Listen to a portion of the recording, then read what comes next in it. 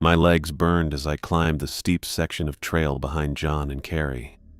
4 miles in, and I was already regretting my winter-long hiatus from the gym. I adjusted my pack straps, digging them deeper into my shoulders to balance the weight. Will stopped beside me, his breath coming easier than mine. "You hanging in there?" "Barely," I admitted, wiping sweat from my forehead. "Your brother picked one hell of a spot." Will looked up at John and Carrie about 20 yards ahead of us on the rocky trail. John had his hand on Carrie's back, helping her step over a fallen log. For a second, Will's face changed, showing some kind of emotion that seemed out of place for our weekend hike. "Yeah," he said finally. He always does. The May afternoon sun came through the leaves overhead, making spots of light on the dirt path below. A woodpecker was tapping somewhere to our right, and we could hear the sound all through the trees. I had known John Adams since our freshman dorm assignment paired us together 8 years ago. After college, he'd moved to Albany for a marketing job while I settled in Boston. We still kept in touch with regular calls and the occasional weekend visit, even with the distance between us. 4 months ago, he'd started talking about this trip, a technology-free weekend in the Catskills. Just us guys like old times, he'd said initially. Then it became us guys plus his new girlfriend. Then his brother got added to the mix. I didn't mind. I'd met Will a handful of times during college when he visited John at school. He was 3 years younger, quieter than his brother, but with the same easy Adams charm when he chose to use it.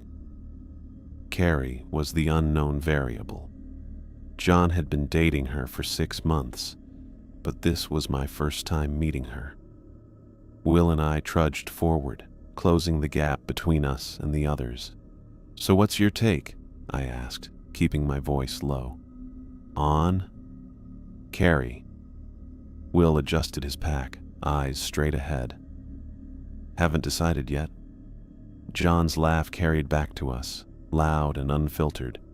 He'd always had the kind of laugh that made other people turn and smile, even strangers. Carrie's response was too quiet to hear. We reached the ledge where they waited, John, beaming with sweat-damp hair pushed back from his forehead. "There you slowpokes are. Look at this view." He gestured with a big sweep of his arm. The trail had opened to a clearing with a view of rolling, tree-covered mountains as far as we could see. The sun was getting low, and you could see all the different shades of green stretching out before us. "Worth the hike, right?" John's eyes were bright with enthusiasm. "Ask me when I can feel my shoulders again," I said, but I smiled as I took in the view. The immensity of it struck me. Mile after mile of wilderness, no buildings in sight, not even a hint of civilization. Carrie sat on a rock at the edge of the clearing, retying her hiking boot. "How much farther?" she asked, not looking up.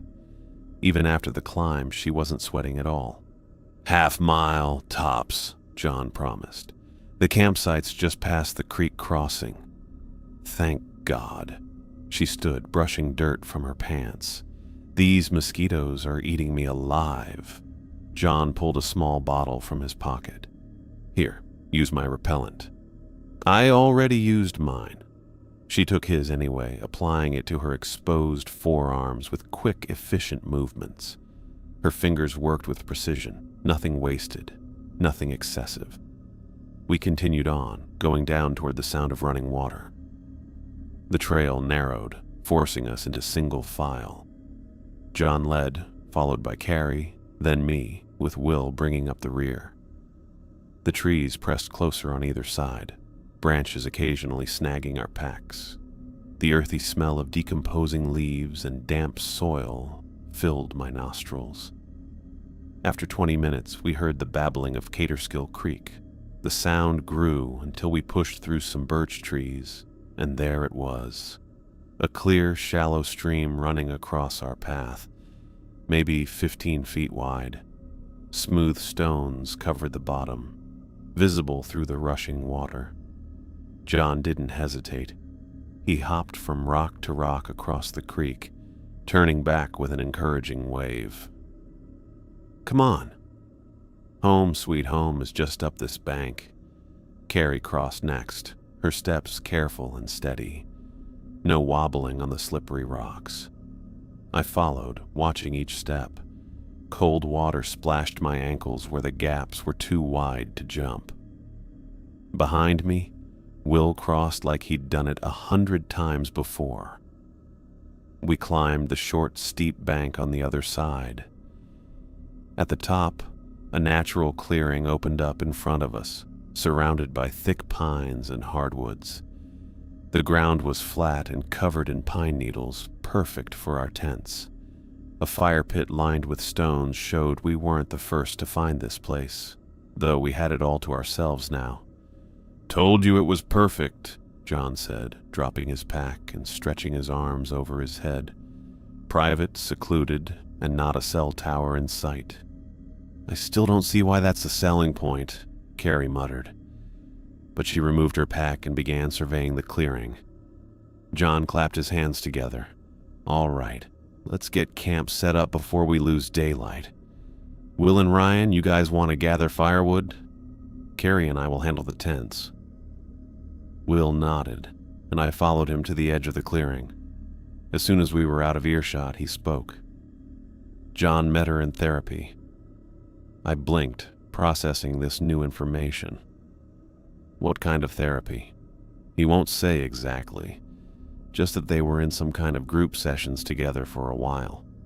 Will bent to collect a thick branch, testing it for dampness before tucking it under his arm. Started dating right after. I picked up a few smaller pieces, adding them to Will's growing collection. "Is that what's bothering you?" Will's face remained neutral, but his shoulders tensed. "Who says something's bothering me?" "You've been watching them like you're expecting something to happen." He sighed, moving the wood in his arms. "It's just, he's different with her. Can't you tell? The John I know wouldn't plan a trip with no phones, no backup. He's always been cautious, prepared. This off-the-grid stuff isn't him." I thought about this as we gathered more wood. It was true that John had always been the responsible one in college. The designated driver, the one who made sure we had a sober plan for getting home. But people change. Maybe he's just trying something new, I offered. Or maybe she likes the outdoors. Will's laugh held no humor. "Yeah, you can tell she's really loving nature." We returned to camp with arms full of kindling and larger pieces for the night's fire. John had the tents half set up, 2 4-person models facing each other across what would be our fire pit. Carrie knelt by a flat rock near the creek bank, unpacking food supplies from a waterproof bag. I dropped my load of wood near the fire ring and went to help John with the tents, driving stakes into the soft ground with the heel of my boot. "So Will tells me you met Carrie in therapy?" I kept my voice casual, hammering another stake into place. John's hands stopped moving on the tent pole he was threading. He looked toward his girlfriend, then back to me. "He shouldn't have told you that. Is it a secret?" "No, just private." John's voice softened. "But yeah, we met in group. Both of us were going through some stuff after bad breakups. She helped me through a rough patch." I nodded, not pushing further. The tent took shape between us. The sun was getting lower as evening came to our campsite. With the shelter up, John worked on the fire while Carrie organized dinner supplies. Will found a spot by the creek to filter water for our canteens. I watched them all. These 3 people I'd be stuck with for the next 3 days in the middle of nowhere. John, who I knew well but seemed different out here. Will, quiet and kept to himself. Carrie, good at getting things done but always finding something to complain about. "Almost done," John announced as the fire caught, flames licking up through the careful structure of kindling. Just needs to build up. I crouched beside him, enjoying the heat as it started getting cooler outside. Nice job, Eagle Scout. He grinned. Some skills never leave you. Once the fire was going, John stood and wiped his hands on his pants. All right, one last order of business before we fully commit to our digital detox. He walked to his backpack, digging around until he pulled out a waterproof bag. Phones, everyone. They go in here until Monday morning. Carrie looked up from where she was chopping an onion on a small cutting board. Seriously? What if there's an emergency? That's what the emergency beacon is for. John patted the small device clipped to his belt. One press of this button brings in search and rescue. For anything less than life-threatening, we deal with it ourselves. Carrie's knife paused mid-chop. What if someone needs to reach us? Everyone who needs to know where we are knows we're off-grid until Monday, John countered. Come on, it's only 3 days. Carrie's jaw looked tight, like this wasn't something she'd agreed to before. But she finally put down her knife and pulled a slim phone from her pocket, throwing it to John harder than she needed to. Fine. I handed mine over next, watching as John sealed it in the waterproof bag. Will gave up his phone without saying anything. That's it. We're officially disconnected, John announced with satisfaction, zipping the bag and burying it deep in his backpack. Welcome to 1990, everybody. It was dark when we gathered by the fire to eat dinner. Carrie had made pasta with canned sauce and veggies she'd somehow kept good during our hike. The fire lit up our faces. Plus there was John's headlamp sitting on a rock working like a lantern. Nobody talked much while we ate. Food just tastes better after you've been hiking all day. Around us, we could hear frogs near the creek, an owl calling somewhere far off, and little animals moving in the bushes. I looked at everyone across the fire. John seemed happy, and he kept glancing at Carrie with a smile. Will was quiet, his eyes moving between his brother and the dark woods. Carrie hadn't complained since making dinner, but she sat stiffly, looking from tree to tree like she was waiting for something to come out. It got colder, making us scoot closer to the fire. I pulled my jacket tighter, feeling sore from the day's hike. But it was a good kind of sore that comes from being outside all day. No emails to check, no calls to return, no screens, just fire, food, and a sky full of stars that you never see in the city. This was a good idea, I said to no one in particular, my breath visible in the cooling air. John nodded, poking the fire with a stick, making sparks fly up into the night sky. Told you. Carrie sat with half her face in darkness, with only a bit of the firelight hitting her cheek. She didn't say anything, just kept pulling at a loose thread on her sleeve, slowly taking it apart. The fire popped and hissed as John fed it another log. Flames caught on the fresh wood. Night had fully settled over our campsite with darkness all around us except near the fire. The temperature had dropped enough that I could see my breath mixing with the smoke when I exhaled. We'd finished the last of our food, pasta that hit different after hiking all day, and now sat quiet together. My muscles ached in a good way from the trek, and the hard ground beneath me felt almost comfortable. John rubbed his hands together, with that look on his face I'd seen so many times back in our college dorm room. Who's up for stories? Will groaned, but there was a hint of fondness in it. Seriously? We're not 15 anymore. Tradition is tradition, John insisted. Can't have a proper camping trip without ghost stories. Carrie pulled her knees up to her chest, wrapping her arms around them. The firelight lit up one side of her face while the other side was dark. Let me guess. You were the kind of kid who made everyone at sleepovers play with a Ouija board. Guilty, John admitted with a grin. He shifted position, leaning forward so the fire illuminated his face from below, creating a mask of orange light and black shadow. "This one's an old Catskills legend. Locals swear it's true." I settled back, resting against my pack. John had always been a good storyteller. In college, he could keep a room hooked with tales ranging from embarrassing fraternity mishaps to crazy urban legends he swore happened to his cousin's roommate's brother. "Back in the 1930s, John began, his voice dropping to that perfect storytelling register. "A man named Ellis Blackwood lived with his wife in a cabin not far from here. Ellis was a trapper by trade, spent weeks alone in the woods setting his lines.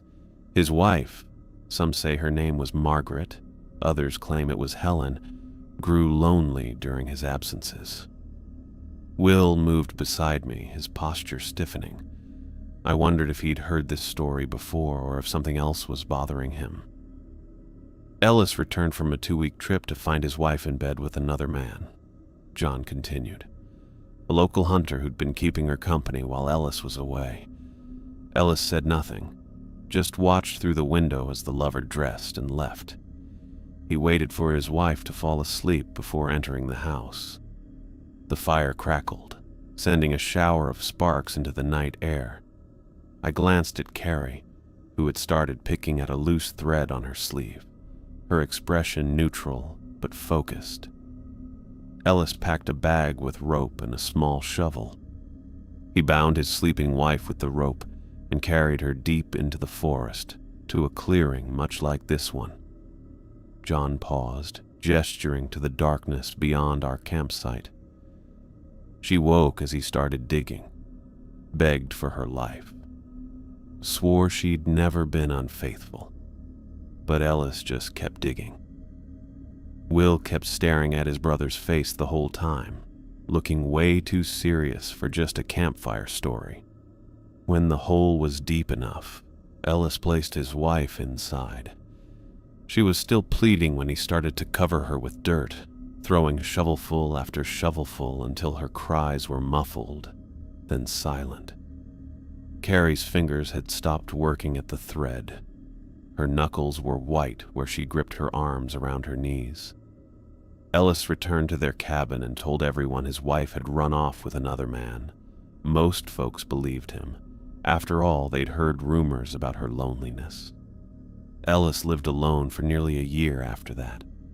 John leaned back slightly, until the night something scratched at his door. The wind picked up, rustling the trees around us. A branch snapped somewhere in the darkness, and I couldn't help but flinch. Ellis opened the door to find nothing but night air and forest. This happened 3 nights in a row, scratching at the door, but no one there when he checked. On the 4th night, the scratching came from his bedroom window instead. John dug into his pack slowly. When Ellis pulled back the curtain, he saw his wife's face. Dirty, rotting, but definitely her.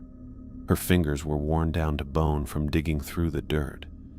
In one bony hand, she held the knife Ellis had left at her grave. The same knife. He pulled out an old blade from his pack. The firelight showed how rusty and pitted it was. He'd used to cut her ropes before burying her. Carrie jumped back. "Jesus, John, where the hell did you get that?" Will demanded, his voice sharp.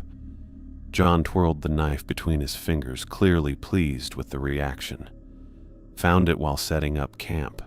It was half buried near that big pine at the edge of the clearing." I leaned forward to get a better look. The knife was old, that much was clear. Its wooden handle weathered and cracked. The blade dulled by time and elements. It looked like it could have been from the 1930s, though I was no expert. "You shouldn't pick up random knives in the woods," Will said. "Relax, it's just an old hunting knife someone lost. Adds authenticity to the story, don't you think?" John held it closer to the fire, letting shadows dance across the rusted surface. Anyway, Ellis's wife drove the knife into his heart, then dragged his body into the forest. They say she buried him in the same grave he dug for her. Neither of them was ever found. He looked around at our faces, checking how we were taking it. But hikers in these parts still report seeing a dirt-covered woman wandering through the trees at night. And they say if you listen closely on quiet nights, you can hear scratching, like fingernails on wood or bone on earth. John set the knife down beside him, looking way too pleased with himself. Some say it happened right in this area. That's why this campsite is always empty, no matter the season. Locals know to avoid it.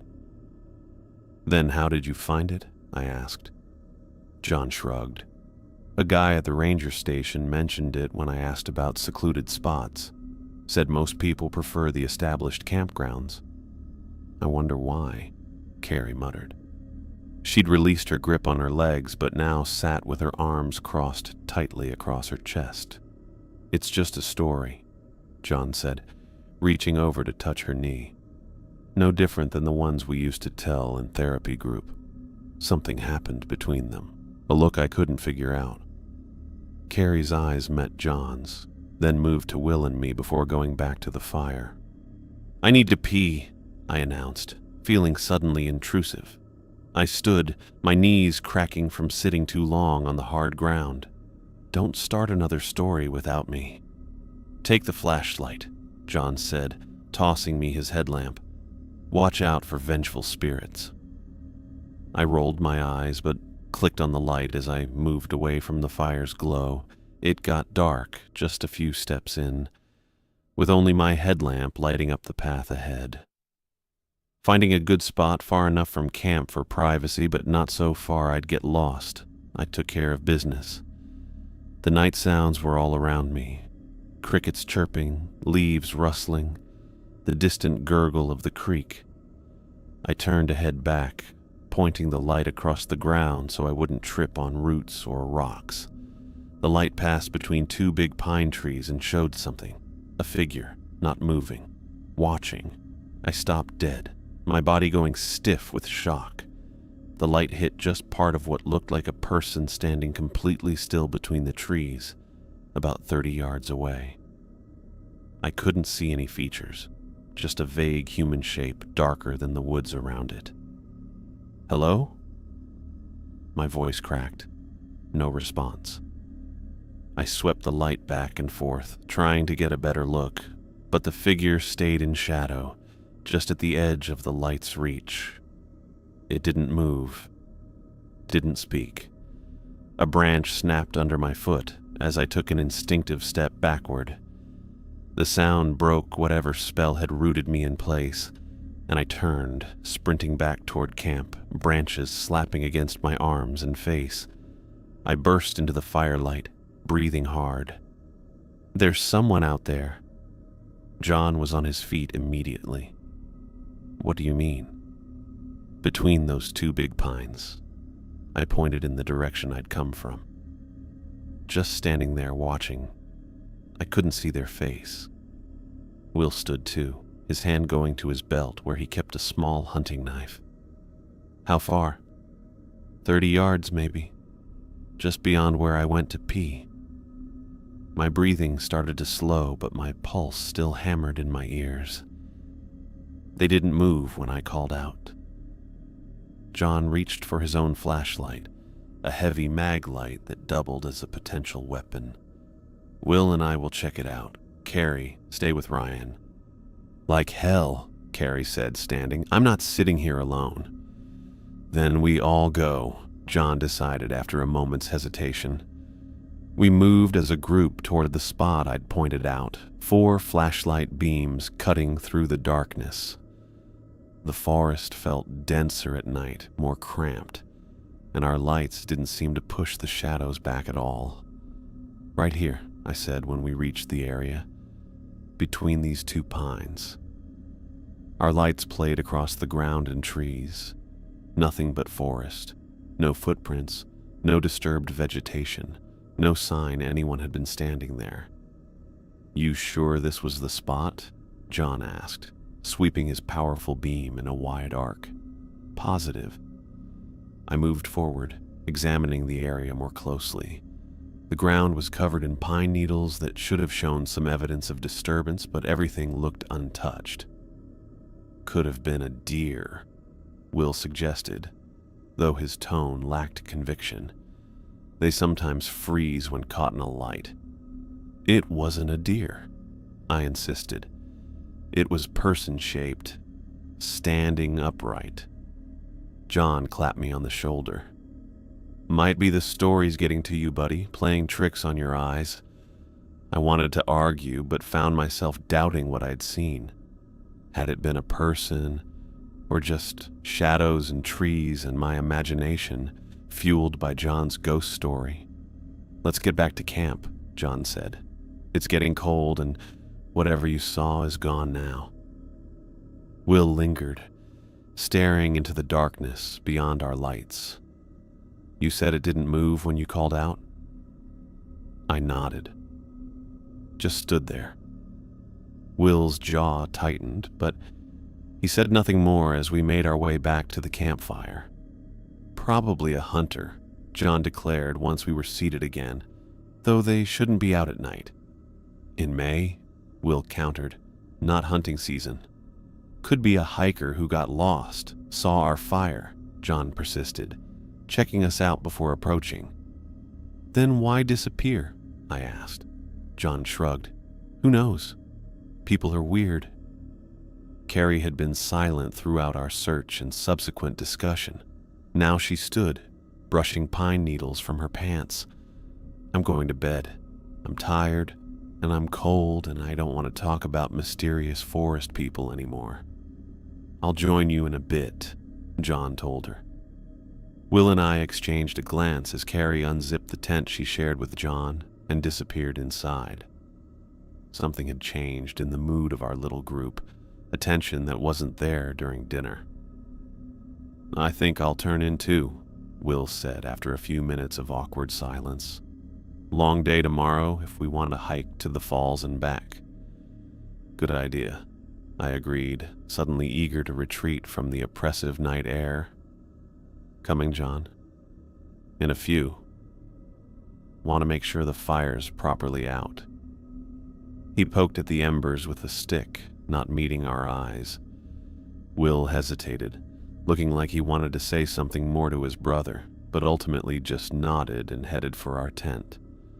I followed, unzipping the flap and crawling inside.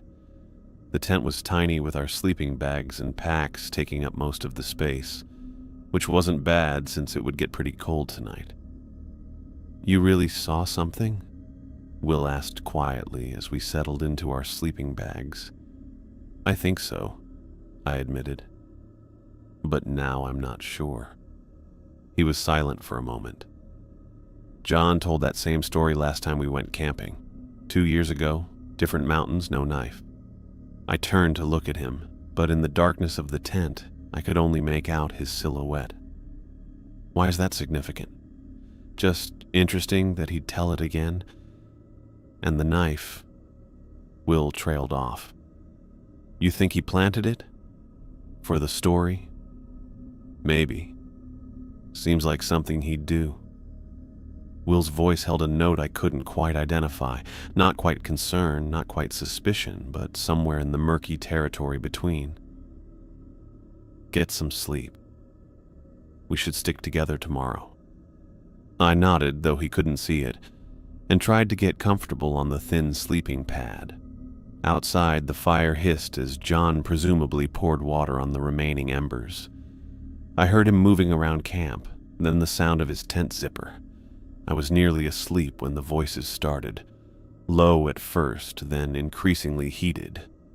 John and Carrie arguing, their words indistinct, but their tones clear through the thin nylon of their tent. Not what you promised, I caught Carrie saying, her voice tighter than I'd heard it before. John's response was too quiet to make out, but it had a calming quality. Care about your stupid tradition, Carrie again, followed by, should have said something before. Their voices dropped lower, and I strained to hear, curiosity overriding my sense that I shouldn't be eavesdropping. Beside me, Will's breathing had changed. He was awake and listening too. Not going to work if you keep... John's voice rose briefly before cutting off abruptly. Silence followed, so complete it seemed intentional. I pictured John suddenly aware of how their voices might carry, warning Carrie to lower hers. Or perhaps they'd moved to whispers too soft to reach us. Either way, the argument, if that's what it had been, appeared to be over. I rolled onto my side, trying to find a position that didn't press a root or stone into my back through the thin sleeping pad. Sleep came in fits and starts. Each time I drifted off, some sound would jerk me back to consciousness. The crack of a branch, the soft hooting of an owl, the rustle of leaves in the breeze. Once, I could have sworn I heard footsteps circling our tent, the soft crunch of pine needles under a careful tread. I lay still, listening, but the sound didn't repeat, and eventually I convinced myself it was just a nocturnal animal, a raccoon or possum foraging around our campsite. The third or fourth time I woke, it was to the sound of a tent zipper, the slow, careful pull of someone trying to be quiet. I lifted my head slightly, listening. Footsteps moved away from camp, getting quieter as they went deeper into the forest. I glanced at Will sleeping beside me, considering whether to wake him, but decided against it. Probably just John or Carrie making a bathroom trip. I settled back down, pulling my sleeping bag tighter around my shoulders against the pre-dawn chill. The footsteps didn't return, or if they did, I was too deeply asleep to notice. I woke up suddenly, early morning light coming through the tent. My neck hurt from sleeping weird, and my back complained when I moved in the sleeping bag. The air in the tent was cold and quiet, with that emptiness you get when it's not night anymore, but not really daytime either. Will was bundled up like a lump in his sleeping bag next to me, breathing slow and steady. I couldn't quite remember everything from last night. John and Carrie arguing, those strange footsteps around our tent, and the sound of someone slowly opening a zipper. I couldn't tell if I'd dreamed some of it or if it all actually happened. I got out of my sleeping bag and the cold air gave me goosebumps. I put on my boots without tying them and grabbed my jacket before unzipping the tent as quietly as I could. The campsite was covered in that gray early light that makes everything look a bit off. The fire pit was just gray ash and burnt logs now. Morning dew covered the pine needles and grass around our tents. "John?" I called softly, not wanting to wake the others if he was just taking a morning bathroom break. No response came back.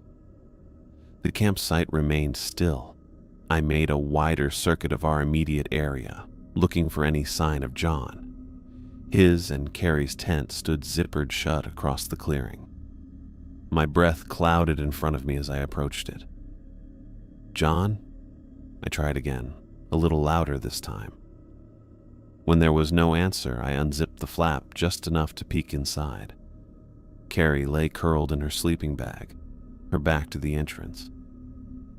John's bag lay empty beside her, neatly arranged as if it hadn't been slept in. I zipped the tent closed and stood, wondering where he might have gone. Maybe he'd woken early and decided to get more firewood or look around. But something seemed wrong. John wasn't the kind of person to walk away from camp alone, especially after what I said I saw last night. I tied my boots and walked toward the creek. The forest was noisy with morning sounds. Birds chirping, branches moving in the breeze. The scary-looking trees from last night just looked like normal trees and rocks now. About 20 yards from camp, I noticed something, a glint of metal in the fallen leaves. I walked closer. The rusted knife from John's story was sticking up, its blade stuck in the dirt. Someone had put it there on purpose. I pulled it out and held it. The wooden handle was smoother than it looked last night, The blade was rusty but still strong. I could see dark stains on the edge that could be old blood or just more rust. John was probably just playing a joke, continuing his ghost story from last night. "Very funny, John," I called, louder now. "You can come out." My words fell flat in the empty forest. No laughter, no rustle of movement, no friend emerging from behind a tree with a grin. I looked at the sun coming through the branches. Still early, but no longer dawn. I headed back to camp with the knife, deciding it was time to wake the others. Will was already up when I returned, crouched by the fire pit arranging kindling and small sticks in a careful pattern. "Morning," he said without looking up. His voice held the slight roughness of sleep. "John with you?" The question confirmed my growing concern. "No. I thought maybe he went for water or something." Will's hands stopped moving. "His pack's still here, so is his jacket. Carrie's still asleep," I told him, holding up the knife. "I found this stuck in the ground over by the creek." Will's eyes narrowed as he recognized it. "The same one from last night?" "I think he's playing some kind of game," I said, taking his storytelling to the next level. "That would be like him," Will admitted, but doubt threaded through his words. "But not without his jacket. It was cold last night."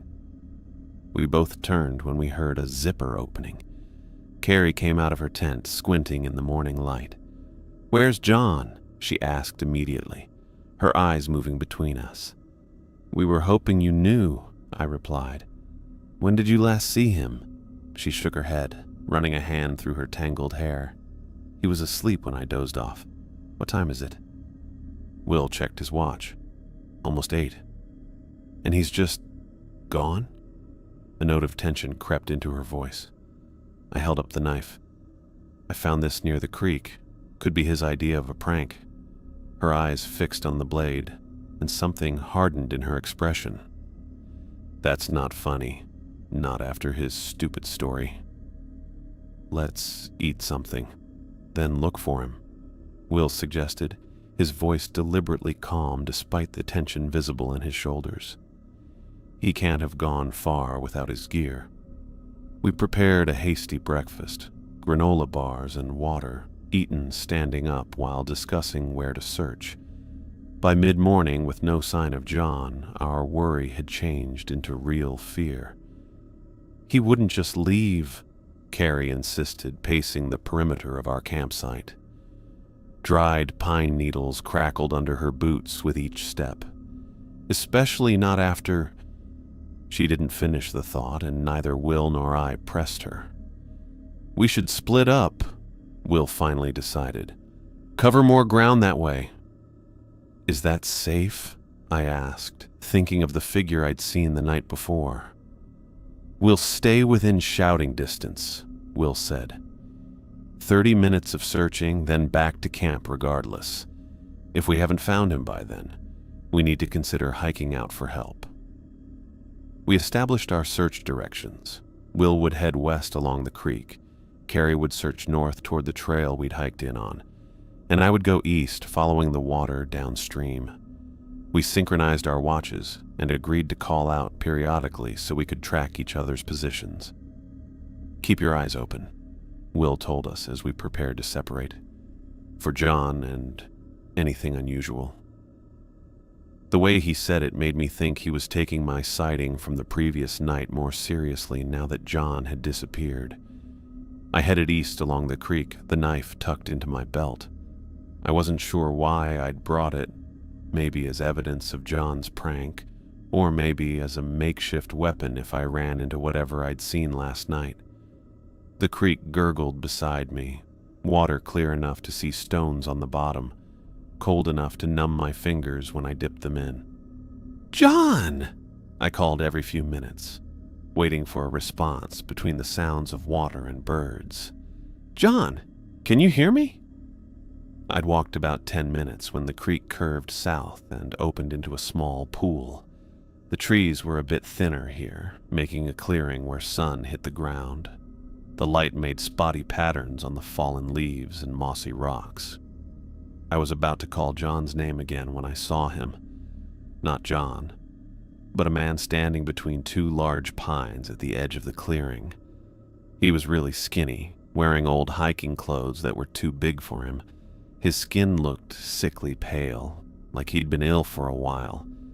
He just stared at me from where he stood. I froze. Was this the figure I'd glimpsed last night? "Hello," I called, surprised at how steady my voice sounded. "I'm looking for my friend. Have you seen anyone else out here?" The man didn't speak, didn't move, just stared with eyes that seemed too dark in his pale face. I took a tentative step forward. "My friend went missing from our campsite, John Adams. Tall guy, blonde hair. Have you seen him?" Still nothing. Then, slowly, the man raised one arm and pointed deeper into the forest, away from the creek. "He went that way?" I asked, moving closer, dead leaves crunching under my boots. "Is he okay?" The man stayed quiet, his arm pointing towards something past the trees. His faded jacket sleeve slid up a bit, showing a wrist so skinny I could see his bones. I walked up slowly, getting closer to him. The clearing got weirdly quiet. The birds stopped chirping. Even the creek seemed quieter. I could hear myself breathing. When I was about 10 yards away, I looked down to avoid tripping over a fallen branch. When I looked up again, the man was gone. I stopped, looking around the trees. "Hello? Where did you go?" Nothing answered except the soft sound of leaves. No footsteps going away, no movement in the trees. He had just disappeared. I turned around slowly, looking for any sign of him, but didn't find anything. Not even footprints in the soft dirt where he'd been standing. I checked my watch. 15 minutes since I'd left camp. I should head back soon. But the man had pointed this way, and if John had gone in this direction for some reason.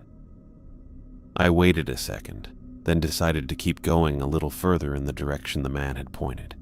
Just 5 more minutes, then I'd turn back. The ground got bumpier as I moved away from the creek.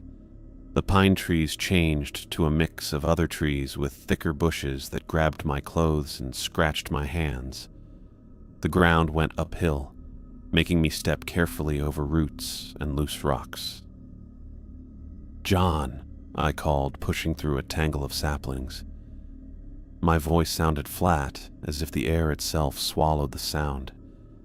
The forest looked weird here, older with bigger and twistier trees and thick roots poking out of the ground. Moss grew on most of the trunks, and the trees above blocked a lot of sunlight, making everything look green and dark. I couldn't hear Will or Carrie calling anymore. Everything went quiet. No birds, no bugs, not even wind. All I could hear was myself breathing faster as I got more worried. I checked my watch again and got scared. 35 minutes had passed. I was late getting back to camp. I turned around to go back, but nothing looked the same. The path I'd taken was gone, and I was stuck among trees and bushes that all looked alike. I felt scared. I took out my compass.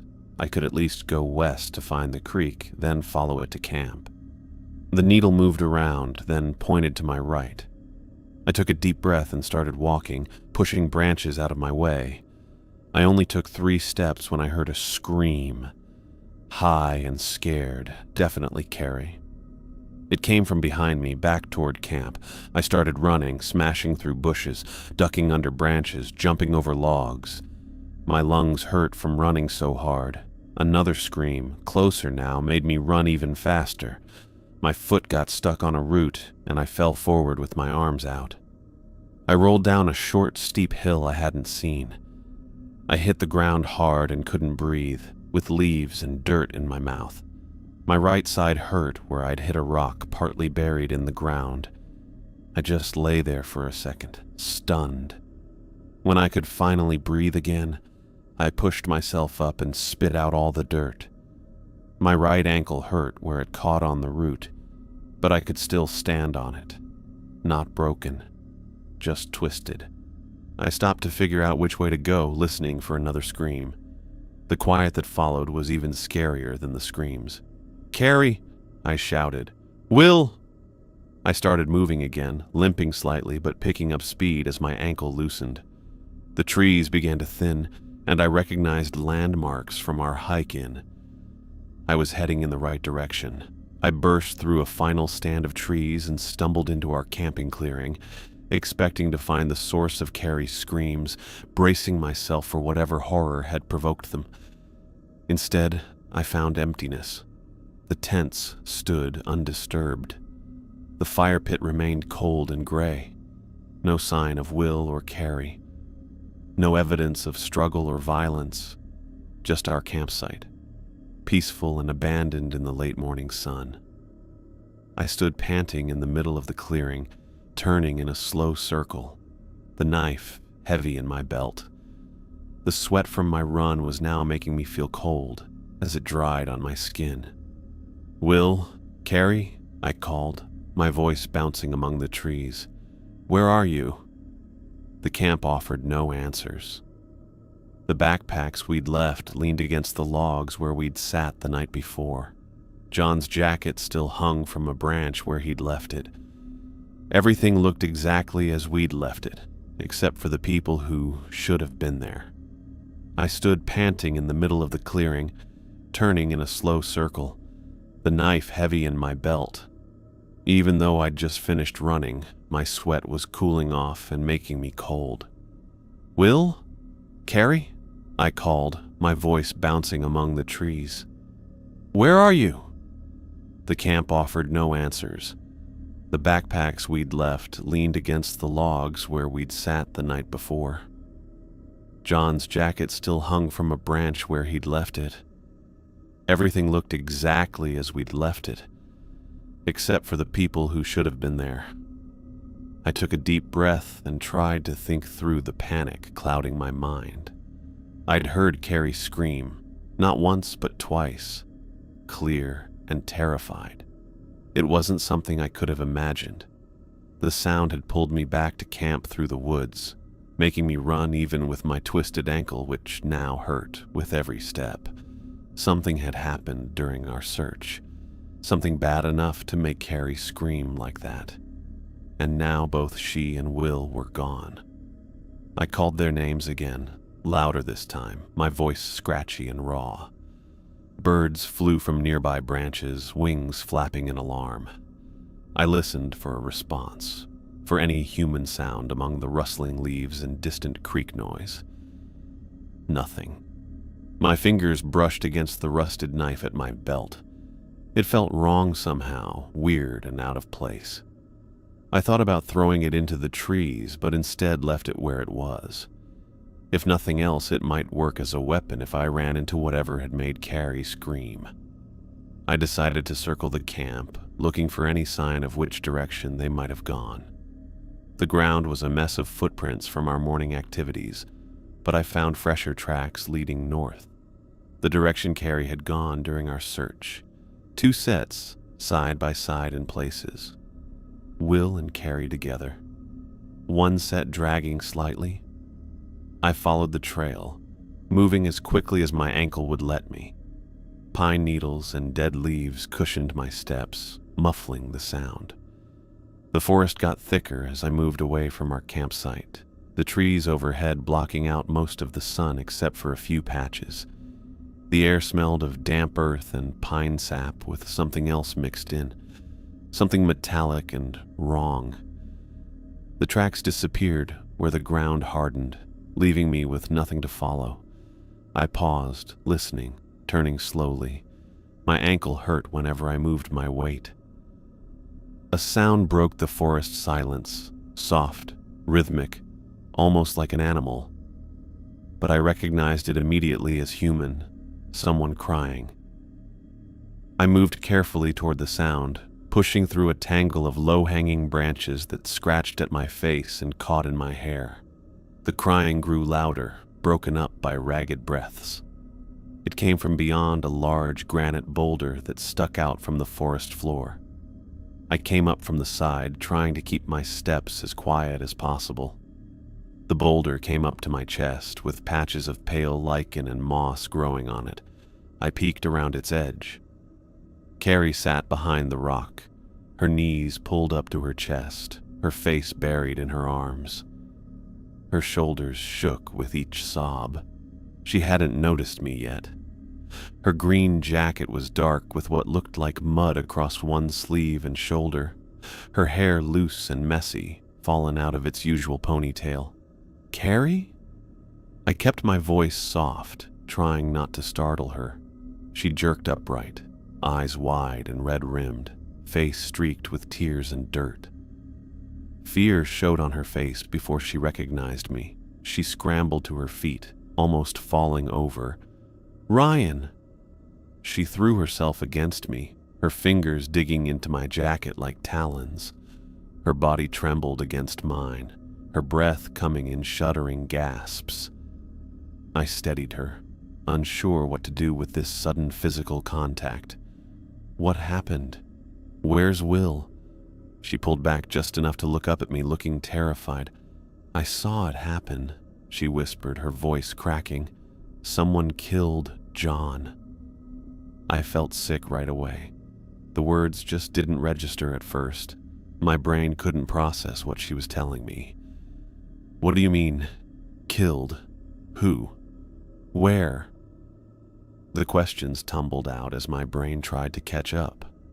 Carrie's fingers tightened on my arms. A man. I couldn't see his face. He had a knife. Her eyes looked past me, vacant. John was just standing there, looking at something on the ground.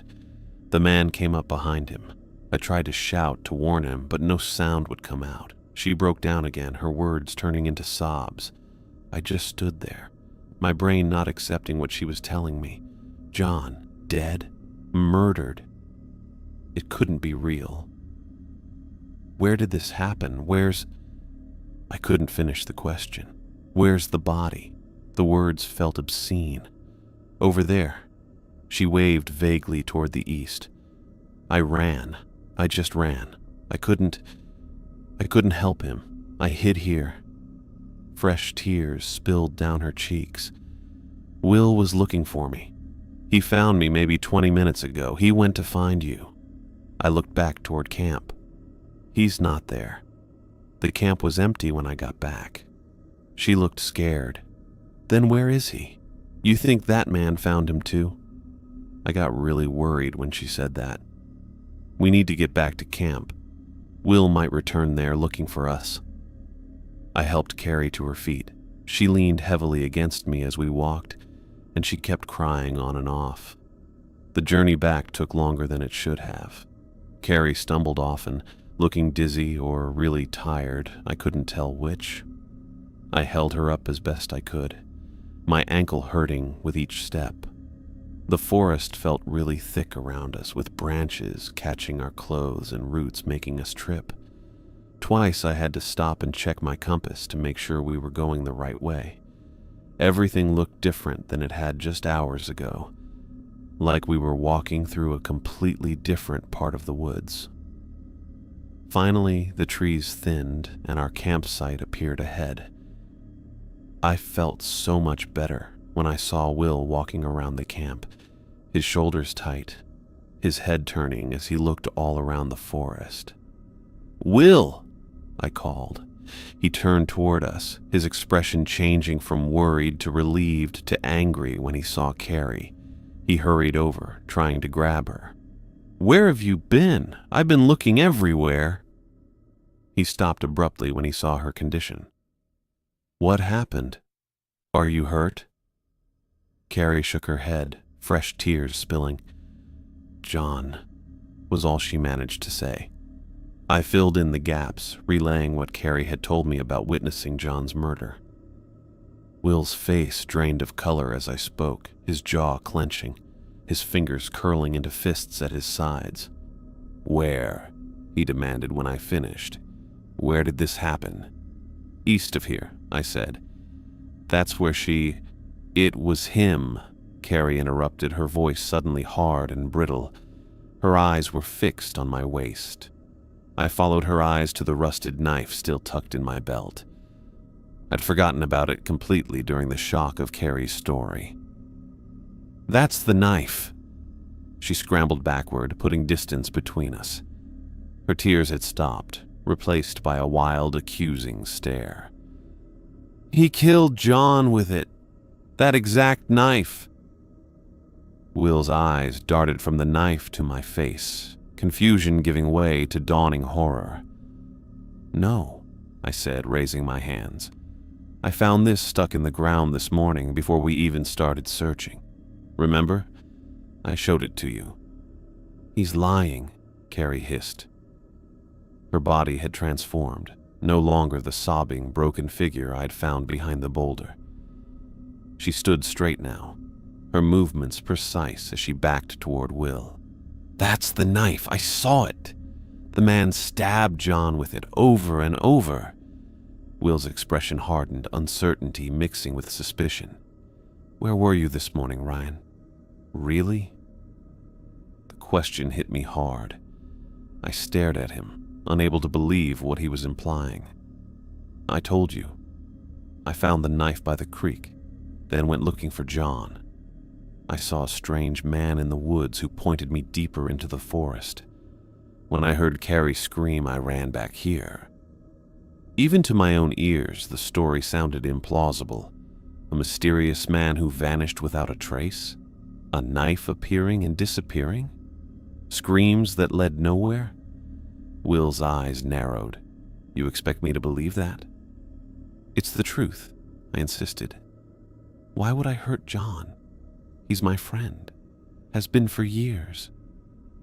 He's trying to confuse us, Carrie said to Will, though her eyes never left me.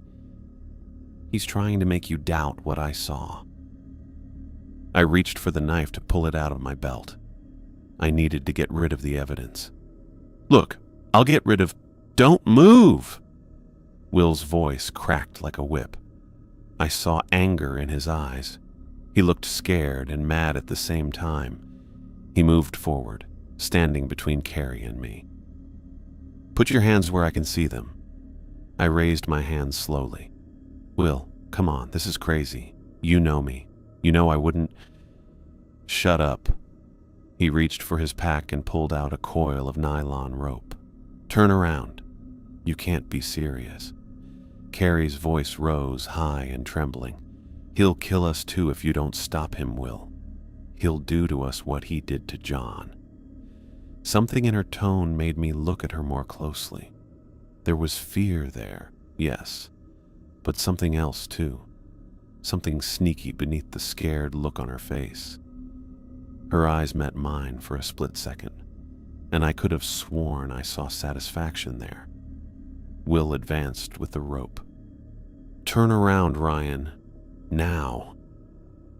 I thought about running, thought about fighting. But if Will really believed I'd killed his brother, he wouldn't hold back. He'd hurt me if he had to. And what would that show except to make me look even more guilty? Slowly, I turned around, putting my wrists together behind my back. The rope dug into my skin as Will tied them up quickly. Not so tight it cut off blood flow, but tight enough that I couldn't easily get loose. Will, I tried one more time. This is a mistake. We need to find John. John's dead, he interrupted, his voice thick with emotion. Carrie saw it happen. Carrie moved closer then, helping Will secure the knots. As she leaned in, her sleeve touched my arm and I spotted something new. A dark stain on her cuff, partly covered by the mud and dirt on her jacket. Not brown like mud, but darker. Blood. There's blood on your sleeve, I said before I could stop myself. Carrie jerked back as if burned. Her eyes flickered to her cuff, then quickly up to Will. She tugged the sleeve down, covering the stain. It's from when I fell, she said. I scraped my hand on some rocks when I was running away. Will and Carrie shared a look I couldn't figure out. They were saying something without words that made my stomach turn. "We need to get back to the Rangers," Will decided, his voice firm despite the slight tremor I could detect beneath his words. "They'll need to send a search party for John, and they'll know what to do with you." He grabbed the supplies we needed, emptying our packs and putting items into his own.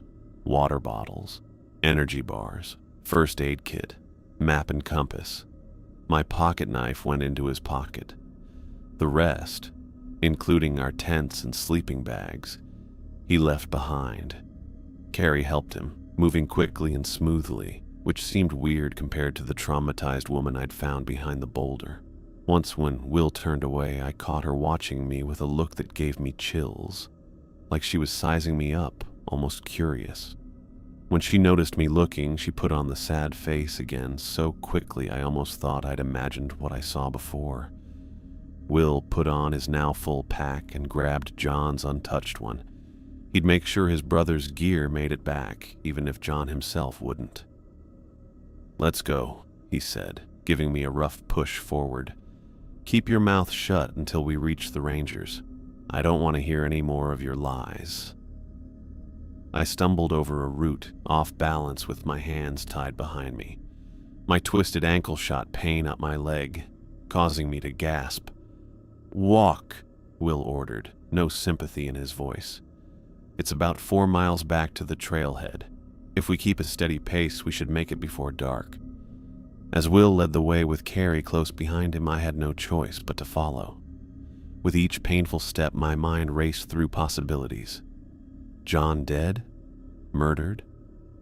The idea seemed impossible, and yet Carrie's terror had seemed genuine, until it wasn't. "Keep moving," he said, his voice flat with grief and anger. Our trail went through thick forest, the path hard to see among all the plants.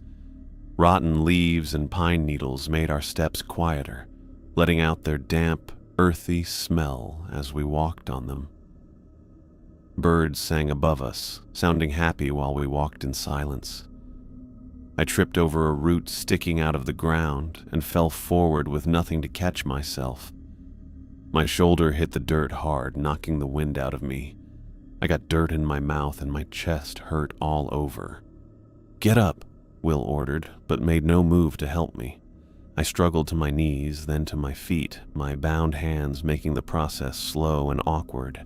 My jeans were torn at the knee, blood seeping through the fabric. The taste of soil lingered on my tongue. "I can't walk properly with my hands tied," I said, spitting to clear my mouth. Will's face hardened. "You'll manage." Carrie stood slightly behind him, looking back and forth between us and the trees. She wasn't as calm as before. Her fingers kept picking at the hem of her jacket, and she jumped at every snapping twig or rustling leaf. The blood I'd noticed on her sleeve had been covered with smeared dirt, but I could still see it when she moved a certain way. We continued in silence, the forest getting thicker as we walked. Branches hit my face and caught in my hair, and I couldn't block them with my hands tied. The ground got steeper, making it hard to walk with my hurt ankle.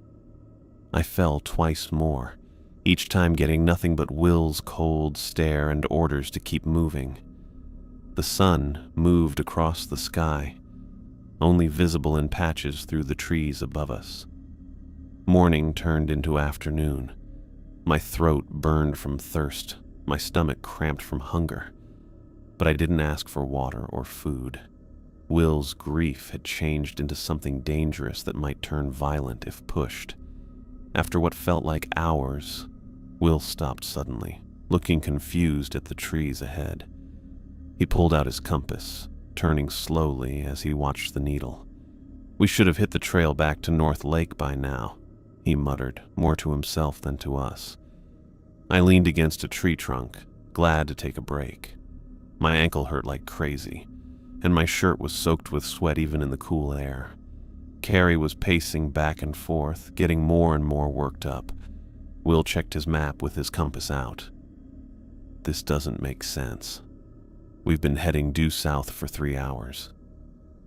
Maybe your compass is broken, I suggested. He shot me a withering look. It's not broken. We're going in circles, Carrie said suddenly. She'd stopped pacing and now stood rigid, her eyes fixed on a point in the distance. I've seen that tree before. She pointed to a large oak with a distinctive split in its trunk. Will shook his head. That's impossible. We've been walking in a straight line. I looked at the tree she pointed to. It did look like one I'd seen before, but in these woods, a lot of trees looked the same. My stomach felt weird, though.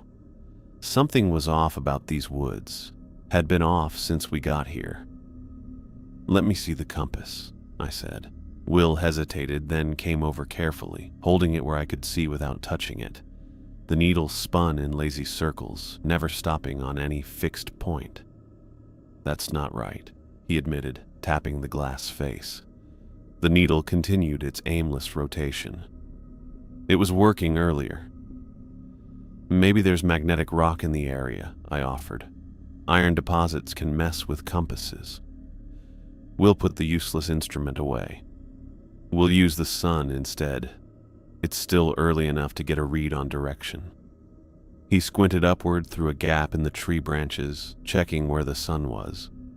That way, he said, pointing to our left, away from the path we'd been following. We changed direction and kept walking. I got more worried with each step.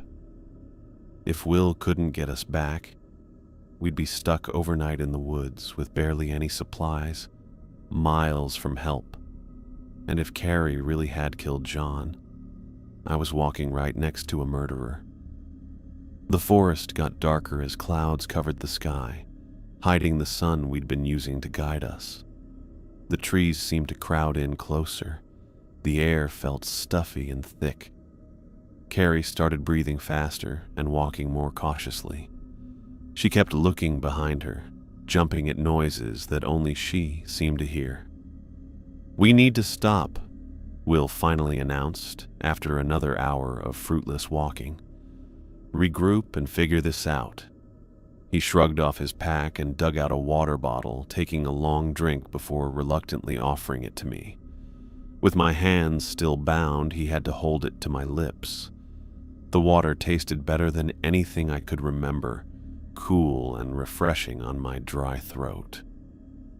Carrie refused when he offered her the bottle, shaking her head sharply. We need to keep moving, she insisted, her voice pitched higher than normal. It's going to be dark soon. We're lost, Will admitted. I don't understand it, but we're lost. We need to think clearly before we make it worse. I worked my wrists against the rope, feeling for any weakness in the bindings. Will had tied them securely, but not cruelly tight.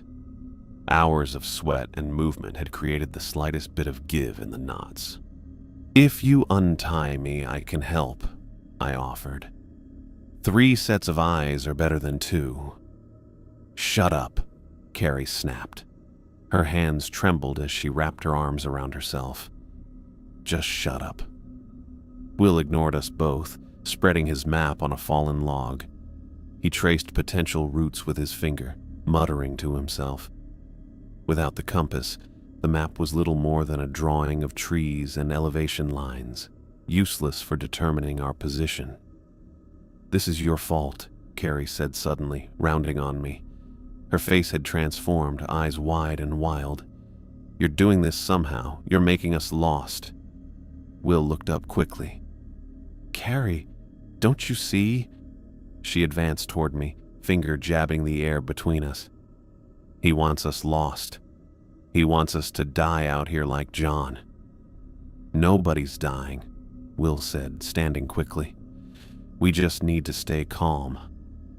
But Carrie wasn't listening. She was breathing fast and shallow. Sweat dripped from her forehead in the cool air. He killed John, and now he's killing us, making us walk in circles until we're too tired to fight back. Her voice got louder with each word until she was almost shouting. Will moved next to her, putting his hands on her shoulders. Carrie, look at me. We're going to be fine. We'll figure this out. She shook her head hard. No, you don't understand. He's doing this. He's making the compass spin. He's making the trees move. Her hands grabbed at Will's arms. We need to stop him now before he kills us too. I got tense, noticing how her mood had changed. Will stood between us, still trying to calm her, but her eyes stayed locked on me, full of hate that seemed to take over her completely. Will, I said quietly, something's wrong with her. He gave me a warning look. She's just scared. We all are. No, I insisted, taking a step back. This isn't normal fear. Look at her. Carrie's face went blank, her eyes staring at nothing. She wobbled a bit where she stood, like she was listening to something the rest of us couldn't hear. Then, in a super fast move I barely saw, her hand shot to Will's belt and grabbed his hunting knife. Carrie, no! Will grabbed for her wrist, but she twisted away with surprising agility. She lunged toward me, knife extended, her face twisted with rage. You won't kill anyone else! She screamed. I stumbled backward, slowed down by my bound hands and hurt ankle. Will threw himself between us, grabbing her arm as the knife cut through the air inches from my chest. Stop it! He shouted, struggling to control her without causing harm. This isn't helping. They fought over the knife, Carrie's strength boosted by her crazed state. I backed up against a tree, working hard at my bonds. The rope had gotten looser after hours of rubbing against my wrists, and with one last painful twist, I managed to pull one hand free.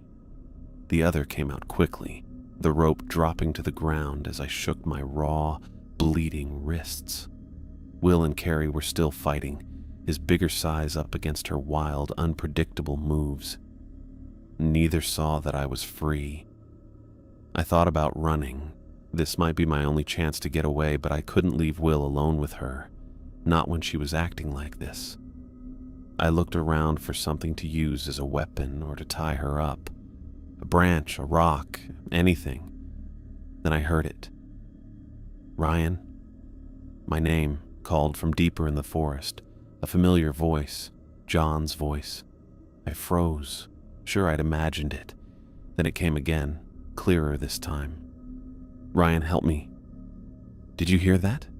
I asked, my heart hammering against my ribs. Will stopped fighting with Carrie for a second, and they both looked at me. In that quiet moment, the voice called again. Ryan, this way. Will's face went pale. That's John's alive! I shouted, hope and confusion warring inside me. That's his voice. Impossible, Carrie hissed, but her eyes betrayed something beyond disbelief, fear, real and immediate. The voice called again, more urgent this time. Ryan, hurry. I didn't stop to think. I pushed away from the tree and ran toward the sound, ignoring the pain in my ankle, the stiffness in my shoulders from hours of being tied up. Behind me, Will shouted for me to stop, his voice cracking with desperation. Ryan, don't! It's not what you think! I ran through the bushes, branches hitting my face, roots almost making me trip with every step. John's voice got louder as I got closer, pulling me forward through the thick plants toward a small clearing up ahead. Ryan, I'm here. Ryan. The way it kept repeating caught my attention. The same words, same rhythm over and over. It didn't change or react when I got closer or when Will shouted. Just my name and those short phrases called out like clockwork. I slowed down, getting more careful as my hope faded. The voice kept going, not changing when I paused. It was coming from just past the thick row of trees ahead, where sunlight came through the leaves to light up a small open spot.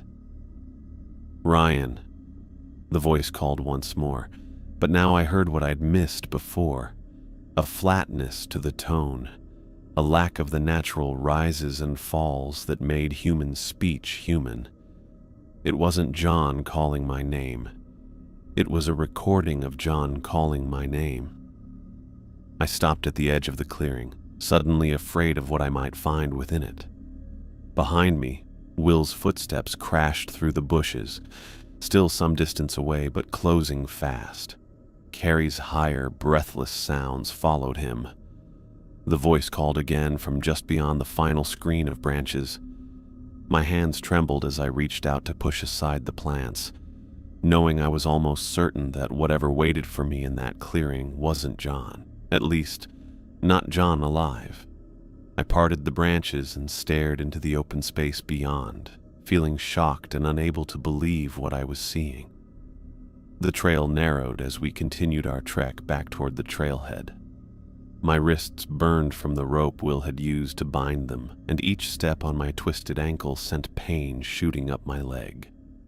Will walked ahead, his back rigid with grief and anger, while Carrie stayed close behind me, occasionally looking back with that strange, calculating expression. We'd been walking for maybe an hour when Will stopped abruptly, consulting his map. "We need to veer east here," he said, pointing to a barely visible deer path cutting through the underbrush. "It's a shortcut back to the main trail." I made a face. "That doesn't look right. The main trail should be straight ahead." Will's jaw tightened. "Are you really going to argue about directions after what you did?" There was no point in protesting my innocence again. Will had made up his mind, convinced by Carrie's performance. I followed reluctantly as he turned onto the narrow path, branches scratching at my face since I couldn't use my hands to push them away. The path got steeper, making it harder to keep my balance with my hands tied behind me. I stumbled several times, once falling to my knees on the rocky ground. Will didn't stop to help me up. "Keep moving," he ordered, his voice cold. As we climbed higher, the forest looked different around us. The pines and hardwoods were replaced by older, more twisted trees with thick, bumpy roots that pushed through the soil. Moss covered many of the trunks, and the trees above got thicker, making the sunlight turn into a greenish dim light.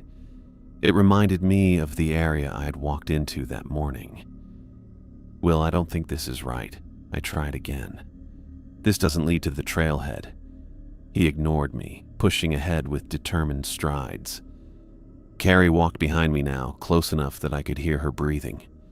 Something about her presence made the hair on the back of my neck stand up. The path crested a small ridge, then began to descend into a ravine I didn't recognize from our hike-in. The descent was steep and dangerous, with loose rocks that slid underfoot. Without my hands for balance, I had to move slowly, testing each step before committing my weight. Will and Carrie pulled ahead of me, disappearing around a bend in the path. I picked up my pace, ignoring the pain in my ankle, not wanting to be left alone in this strange stretch of forest. As I rounded the bend, I saw Will standing still, staring at something on the ground. Carrie stood a few paces back, her hand covering her mouth. "What is it?" I asked, moving closer. Will didn't answer. His face had gone pale. I followed where he was looking and saw what had stopped him. A dark patch staining the ground, the color of rust on the dead leaves and dirt. Blood. A lot of it, dried to a brownish crust. "John," Will whispered, his voice breaking. Before I could respond, a sound came through the trees, faint but easy to recognize. John's voice calling my name. "Ryan! Ryan!" Will's head snapped up, hope flashing across his face. "John!" he shouted. "John!"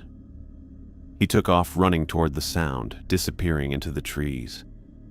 Carrie paused, then followed, leaving me standing alone beside the bloodstain. I knew I should run in the opposite direction. Every gut feeling screamed danger. But hearing John's voice, impossible as it seemed, pulled me forward, and I couldn't leave Will alone with whatever waited ahead. With my hands still tied behind me, I followed as best I could, pushing through bushes, following the sound of Will's footsteps and John's distant voice calling my name over and over. Ryan. Ryan. The voice led me to the edge of a clearing I hadn't seen before.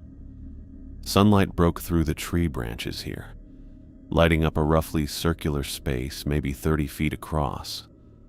At the center stood a massive oak tree, its trunk wider than I could have wrapped my arms around, with branches spreading wide overhead.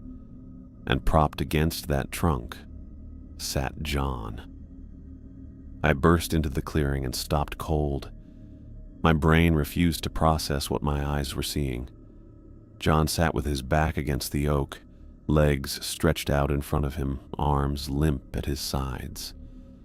But where his head should have been, there was nothing, just a ragged stump of neck.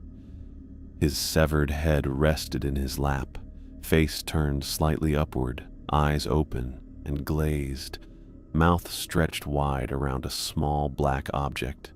Ryan, Ryan, his voice called, mechanical and flat, though his lips didn't move. A tape recorder.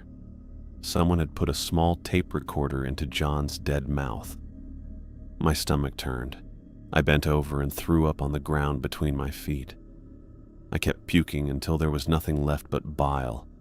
My tied-up hands couldn't wipe my mouth or hold me steady as tears ran down my face. After I stopped, I stood up and made myself look at John again. As the shock wore off, I started noticing things. John was wearing jeans and a flannel shirt I'd never seen before. Not the clothes he had on when we made camp. His skin looked gray and waxy, like he'd been dead a while. The blood on his neck was black and completely dry. Flies were all over the wound, and the smell that hit me when the air moved. God, that awful rotting smell. John wasn't killed today.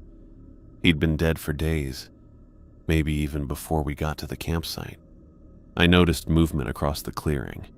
Will was standing on the other side, looking shocked and horrified at his brother's cut-up body. He took one shaky step, then another, before falling to his knees next to John. "No," he moaned, the sound raw and animal. "No, no, no!" Carrie appeared at the edge of the clearing, directly across from me. She moved slowly, like she had all the time in the world, her eyes not on John's body, but on Will's back as he knelt beside his dead brother. There was no shock in her expression, no horror, no grief. Instead, she smiled, a cold, satisfied curl of her lips that gave me goosebumps, like she was proud of what she'd done. Our eyes met across the clearing, and right then, I knew for sure who had killed John, who had led us on this messed-up game through the forest, who had planted the knife for me to find and screamed to draw me back to camp. Will must have picked up on something because he turned, looking up at Carrie with tear-streaked cheeks. Her smile didn't stop.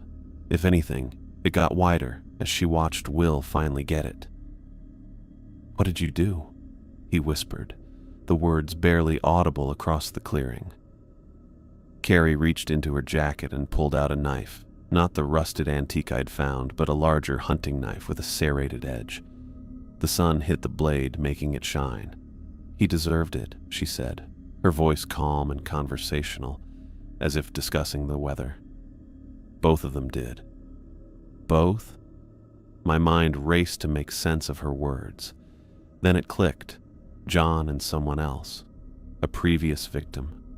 Another camper who'd crossed her path. Will got really angry in a split second. He jumped at Carrie with a loud yell, hands out to grab her. She moved really fast, stepping aside as he charged and cutting him with the knife in one smooth motion. The blade sliced across Will's stomach, and blood soaked through his shirt. Will stumbled, holding his wound, taking another step before falling to his knees. Carrie stood over him, holding the knife loosely, still with that awful smile. She turned toward me, her eyes looking wild and not quite human. I couldn't move at all. The tape recorder kept playing from John's mouth. Ryan, I needed to move, to do something. My hands were still tied behind my back, the rope digging into my wrists. I backed away slowly, keeping my eyes on Carrie as she stepped toward me. My heel hit something, a thick branch. I dropped to one knee, feeling behind me until I grabbed the rough bark. Carrie came closer, knife low at her side, blood dripping from it onto the ground. "Don't run, Ryan," she said softly. "It only makes it better for me." I managed to grab the branch between my tied hands, standing back up as she got closer. I had one chance, one move before that knife would be in me. With all my strength, I swung the branch toward her head. The branch hit Carrie's temple with a sickening crack. Her head snapped sideways and she fell to the ground like a rag doll. The knife flew from her hand, landing in the dirt several feet away. I stood there frozen, still holding the branch in my tied-up hands, breathing hard. I'd never hit anyone like that before. My arms hurt from the hit, and the rope dug into my wrists. Will moaned, making me look back at him. He held his stomach, blood soaking through his fingers and turning his shirt red. His face looked pale, and he was barely breathing.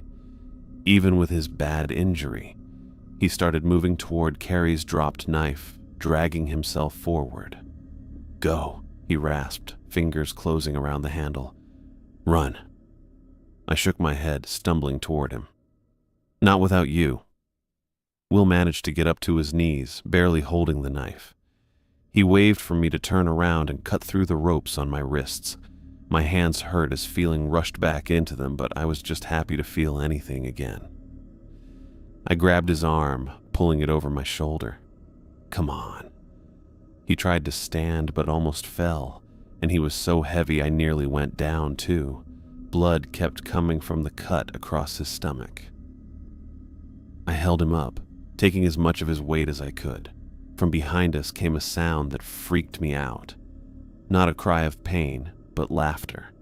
Quiet at first, then getting louder until it was all you could hear. I looked back.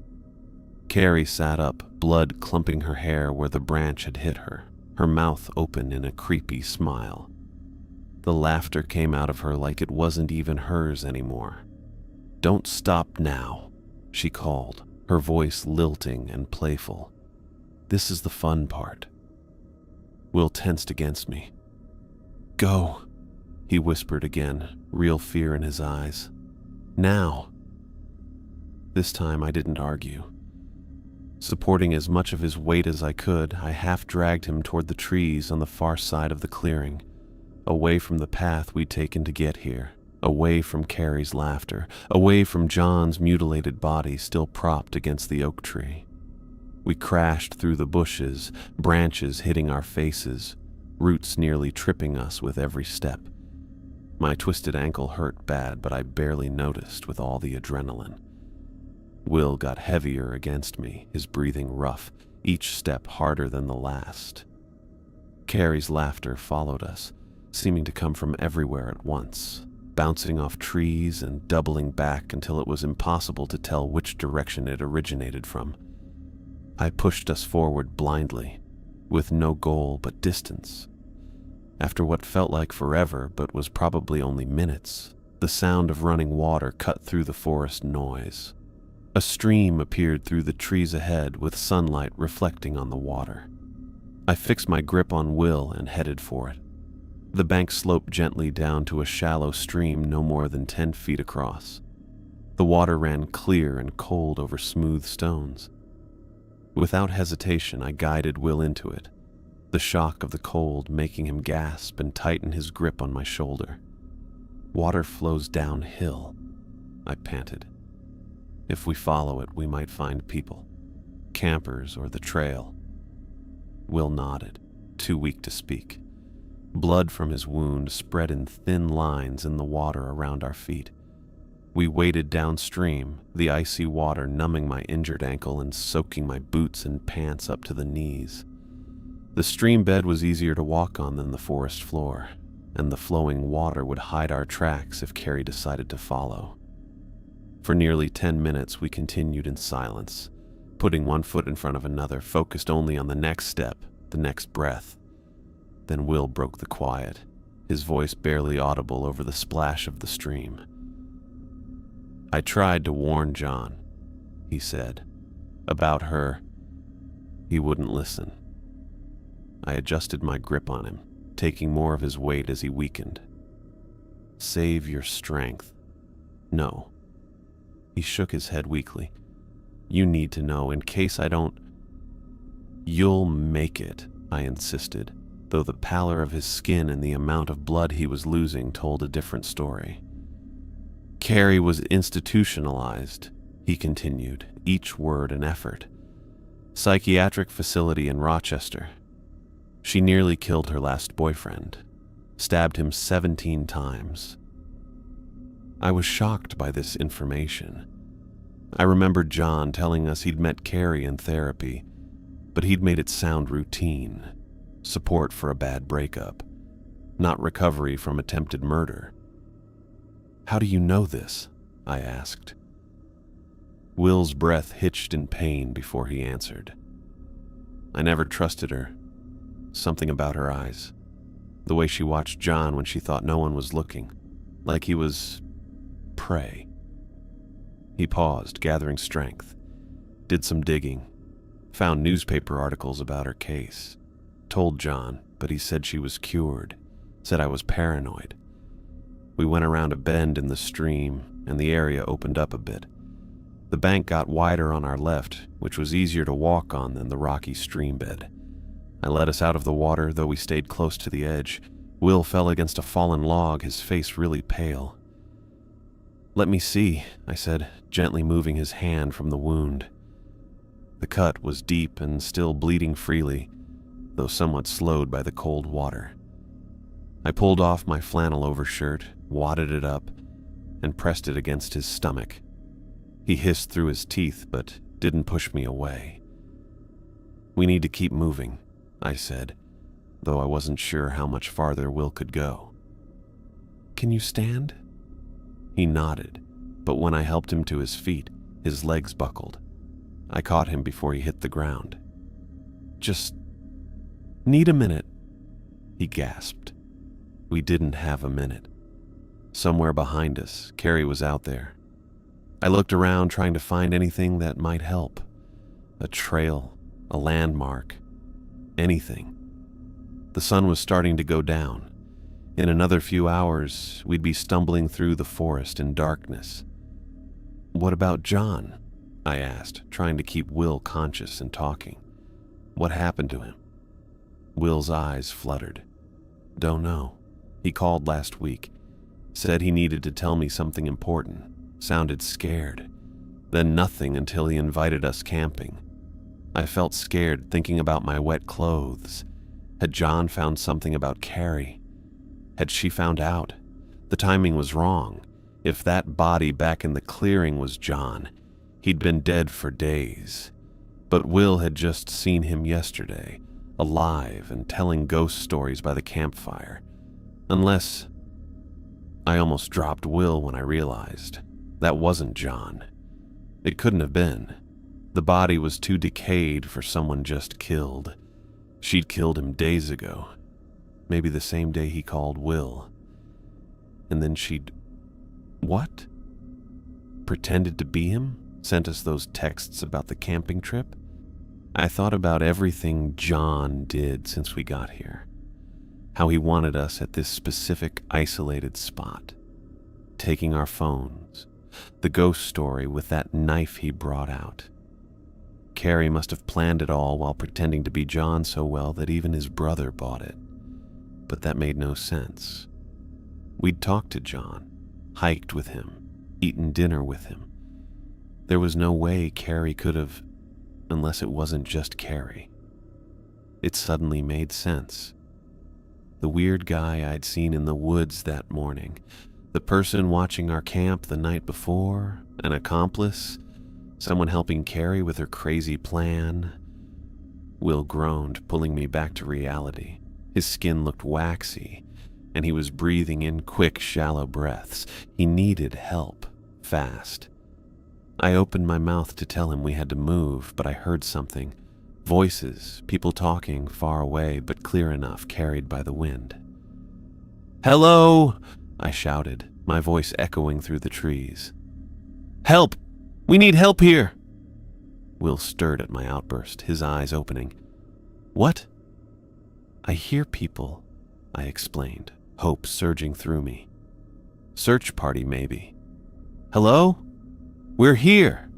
I shouted until my throat hurt, straining to hear a response. For several gut-wrenching seconds, there was nothing. Then, faintly, "Hello? Who's there?" I felt so relieved I almost fell down next to Will. "Here," I called back. "By the stream. We need medical help." The voices got closer, along with the sound of branches breaking and bushes moving. Then 3 men in green park ranger uniforms came through the trees, heading quickly toward us. "Thank God," I breathed, waving frantically. "Over here. He's hurt bad." The rangers broke into a run when they saw us. The lead ranger reached us first, quickly looking at Will's blood-soaked shirt and pale face. "Mike, radio for medical evac," he barked to one of the other rangers, who immediately pulled out a radio. To me, he asked, "What happened? Are you Ryan Mitchell?" I nodded, surprised he knew my name. "Your car was found still parked at the trailhead. Manager at the gear rental shop reported you hadn't returned equipment when expected." His eyes moved to Will. "That's a knife wound. Who did this?" "Carrie," I said, the name bitter on my tongue. "She killed John Adams and attacked us. She's still out there."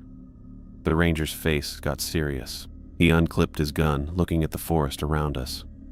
"Where?" I pointed back the way we'd come. "There's a clearing about a mile that way. Oak tree in the middle. John's body is there, or was." The third ranger stepped forward, a first aid kit already open in his hands. "Let me see him." I moved aside, letting the ranger tend to Will. He cut away the bloody shirt, showing how bad it was. A deep, clean cut across Will's stomach. The ranger pressed fresh gauze to the wound, working quickly like he'd done this many times. "Pulse is weak, but steady," he reported. "We need to get him out of here fast." The radio crackled with a response I couldn't make out. The second ranger, Mike, nodded and turned to the lead ranger. "Medical evac is 20 minutes out. They'll meet us at the fire road 2 miles north." "Too far," the lead ranger said, assessing Will. "We'll need to improvise a stretcher. Mitch, get the emergency blanket from your pack. We'll use branches for support." Within minutes, they made a simple stretcher using 2 strong branches and a thermal blanket. They moved Will onto it as gently as they could. His eyes opened for a second as they moved him, and he looked at me. "John," he whispered. "We'll find him," I assured him, though I wasn't sure if he meant finding John's body or finding justice for him. The rangers lifted the stretcher, and we began the slow journey toward the evacuation point. The lead ranger stayed beside me, his hand still resting on his holstered weapon as he looked around the forest continuously. "Tell me exactly what happened," he said, his voice low enough that Will couldn't hear. "Every detail." So I did. I told him about arriving at the campsite, about John's ghost story and the mysteriously planted knife, about our search for John this morning and finding Carrie behind the boulder, about following a trail of blood to the clearing with the oak tree and discovering John's headless corpse, about Carrie's attack on Will and our desperate race through the forest. The ranger listened without interrupting, his face blank. When I finished, he asked, "You're sure about what you saw? A decapitated body?" I nodded, feeling sick again at the memory. His head was in his lap. She put a tape recorder in his mouth. It kept saying my name. He radioed ahead, using code words I couldn't really understand. The sun got lower, shadows getting longer across the forest floor. Every leaf rustling, every twig snapping made me jump, thinking I might see Carrie's smiling face coming out of the darkening woods. After what seemed like forever, but was probably just under an hour, we reached a narrow dirt road cutting through the forest. An ambulance was waiting, lights flashing with no sound, 2 paramedics standing ready with a gurney. Will was put into the ambulance, given an oxygen mask, and hooked up to IVs. One of the paramedics checked my twisted ankle, which had swollen up huge, and wrapped it in a compression bandage.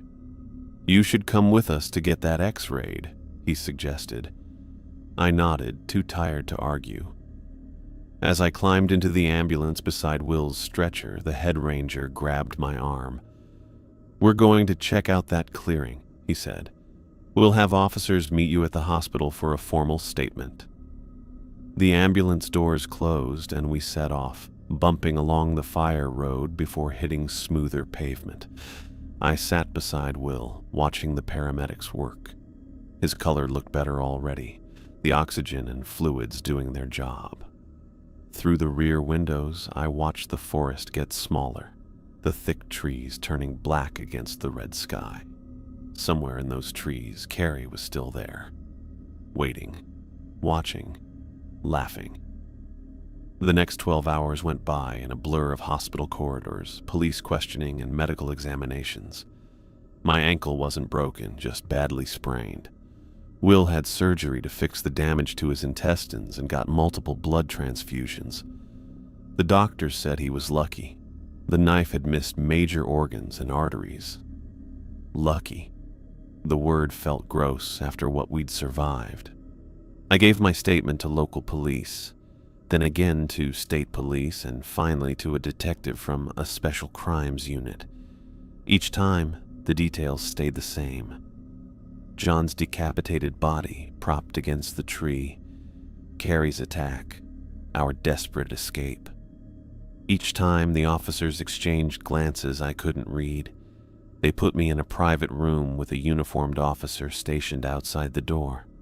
For my protection, they said. I lay awake all night, jumping at every sound, seeing Carrie smile in the shadows whenever I closed my eyes. Morning came, gray light coming through the hospital blinds. I hadn't slept. My wrists were bandaged where the rope had cut them, and my ankle throbbed even with the painkillers. A knock at the door made me jump.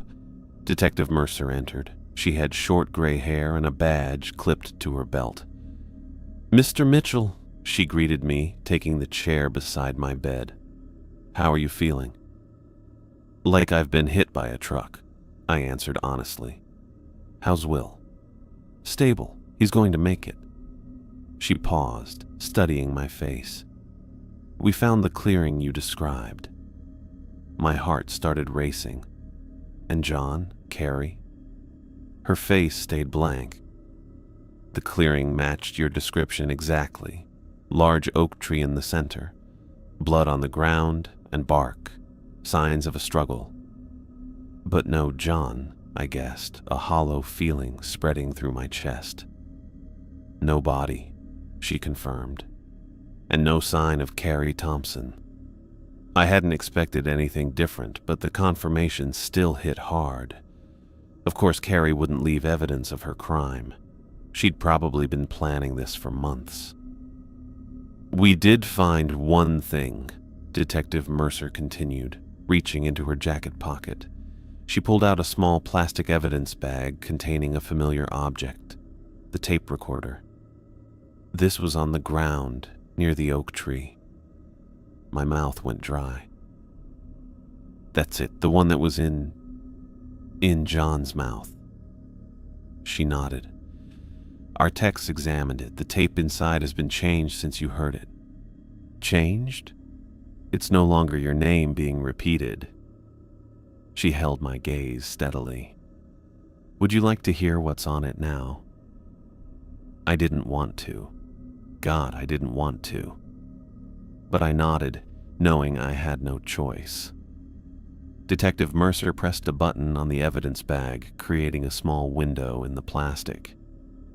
Then she pressed play on the recorder inside. Carrie's voice filled the room, as clear and conversational as if she were sitting beside me. Hello, Ryan. I'm sorry we got interrupted. That was rude of Will, wasn't it? Don't worry, though.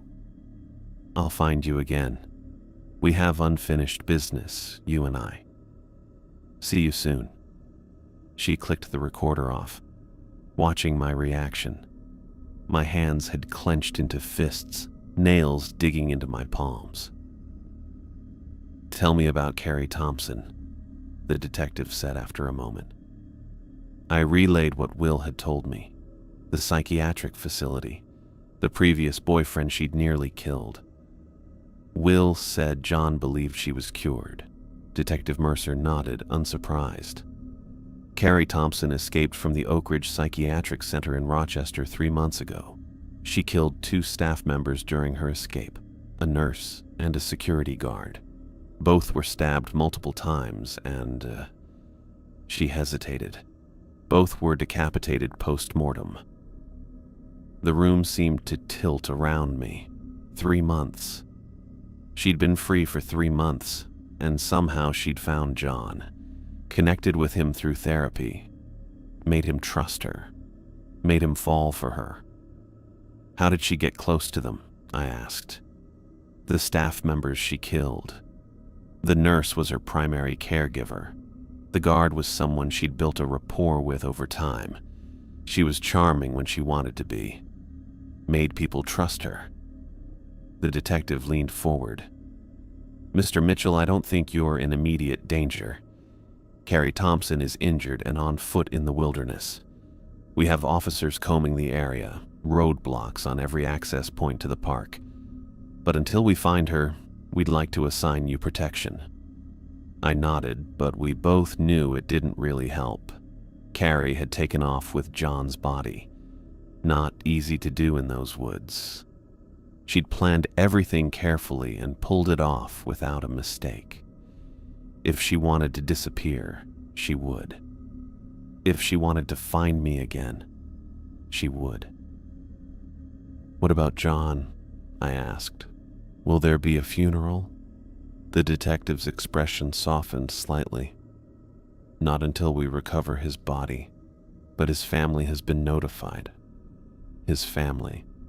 Parents who would bury their son.